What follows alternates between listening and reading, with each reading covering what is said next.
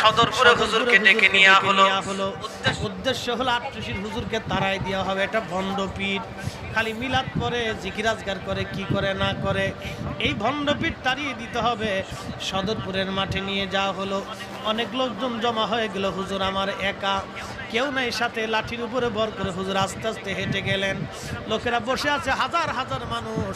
আজকে ভণ্ডপীরকে চিরদিনের জন্য আট্রসি থেকে তাড়ানো হবে, এই চিন্তায় সবাই বসা। ওলামা ইকরাম আসছে বহাস করার জন্য, হুজুরের সাথে বহাস করবে।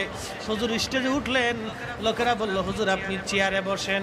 হুজুর বললেন, চেয়ারে তো বসবো, আমার সাথে বহাস যারা করবেন।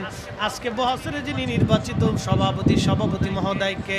লোকেরা বলল, এখানে তো অনেক জ্ঞানী গুণী আছে, আমরা সভাপতি বানাই নাই।